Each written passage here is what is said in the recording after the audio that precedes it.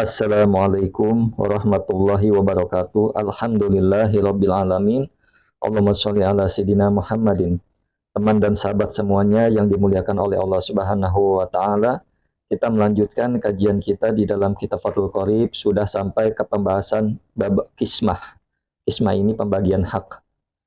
Jadi kismah ini ya pekerjaan juru bagi. Nah, ketika ada permasalahan di masyarakat, misalkan pembagian gonimah ya waktu zaman dulu, atau pembagian warisan, atau pembagian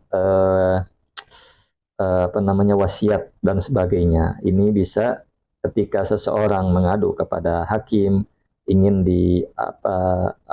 ingin ditengahi masalah mereka, maka hakim ini menunjuk pada qasim. Qasim ini orang yang membagi. Jadi qasim ini orang yang membagi.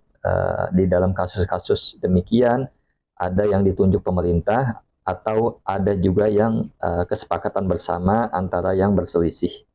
Mudah-mudahan dapat dipahami. Kita lanjut pembahasannya, pembacaannya.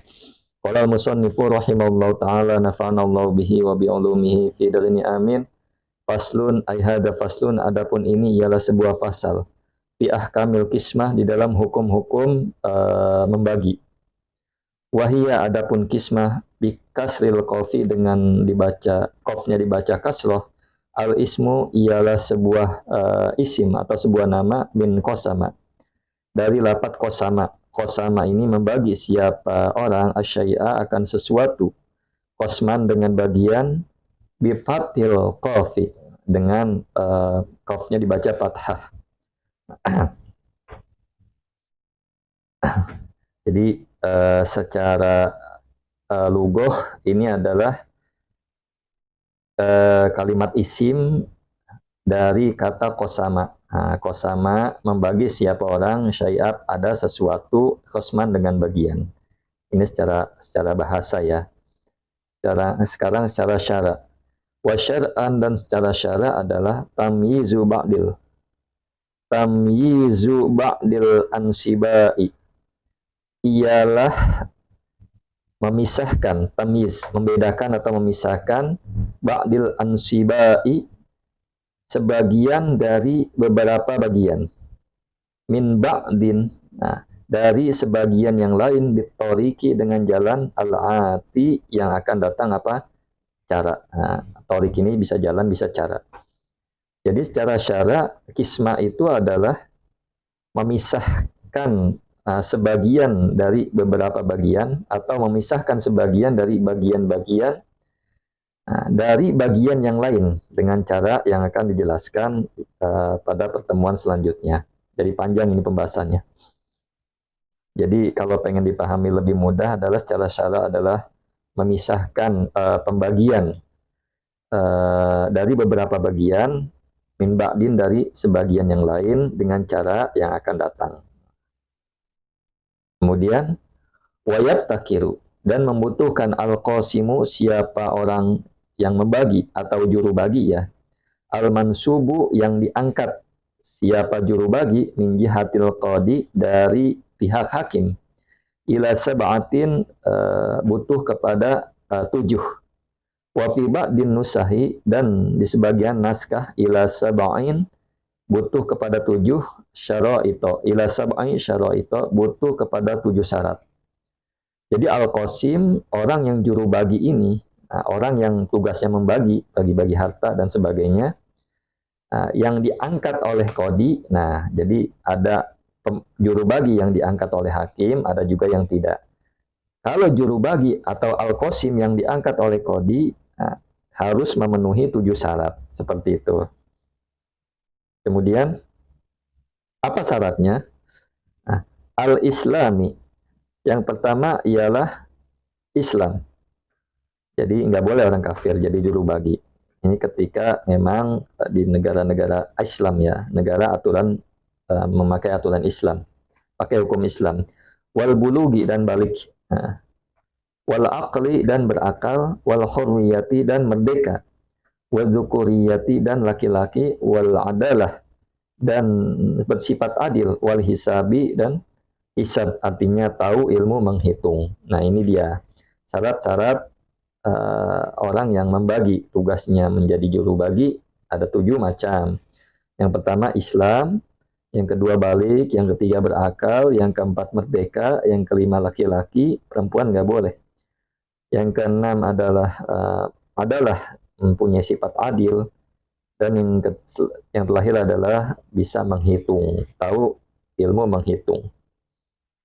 Paman dan adapun orang ittasofa yang menyifati siapa siman bidididalik dengan kebalikan itu, lam yakun, maka tidak ada siapa siman, qasiman ialah orang yang membagi. Artinya orang yang memiliki sifat-sifat yang sebaliknya, maka ia tidak bisa menjadi al-qasim atau juru bagi. Fa'amma adapun, dan adapun idza lam yakun, apabila tidak ada al-qasimu, siapa orang yang membagi atau juru bagi, mansuban ialah diangkat min jihatil qadi, dari pihak qadi atau hakim, faqad asyara, maka sungguh telah mengisyaratkan al-musannifu, siapa musannif, biqaulihi, dengan perkataan musannif. Apa perkataannya? Nah, nanti kita lanjut. Jadi ketika al-qasim atau juru bagi tidak diangkat pihak qadi, maka musannif memberi isyarat dengan perkataan beliau. Nah, artinya juru bagi itu ada yang diangkat oleh hakim. Nah, ini harus ada 7 syarat ini. Tetapi ada juga dari ridho sama ridho, atau ada juga dari kesepakatan yang berselisih. Kesepakatan dua orang yang berselisih tentang pembagian harta dan sebagainya. Apa perkataan musannif? Kita lanjut. Fa in tarodo, dan jika saling ridho. Wa fi ba'din nusai, dan di sebagian naskah. Fa in tarodo ya. Lapatnya fa in tarodo ya. Jadi fa in tarodo berbeda dengan fa in tarodo ya. Artinya sama-sama, yang satu menggunakan biasa, yang satu ada alif tasniyahnya. Nah, seperti itu. Kemudian kita lanjut, fa'in tarodoya. Fa'in tarodoya, dan jika sama-sama ridho, asyarikani, siapa dua orang yang bersekutu, biman dengan orang yaksimu, yang membagi siapa siman, bainahuma, di antara keduanya. Nah, keduanya syarikani maksudnya, al-mala, akan harta, al-mushtaroka, yang disekutui apa harta, lam yaftakir, maka tidak butuh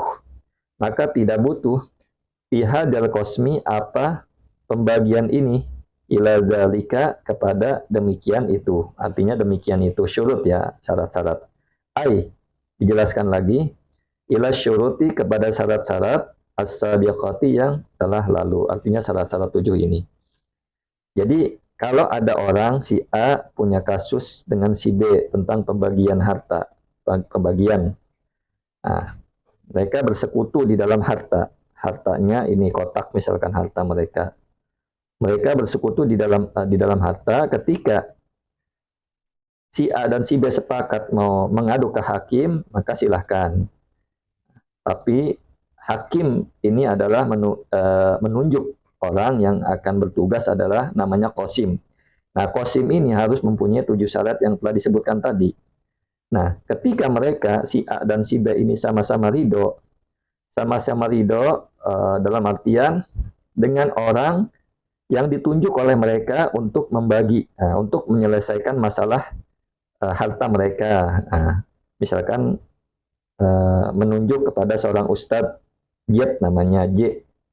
Nah, ustadznya ini ya orang alim, orang pandai, orang faqih. Nah, mereka berdua mengadu kepada si J ini. Maka J ini tidak perlu kepada 7 syarat yang di atas itu, seperti itu. Nah, mudah-mudahan dapat dipahami. Nah, ini saja yang dapat disampaikan. Assalamualaikum warahmatullahi wabarakatuh.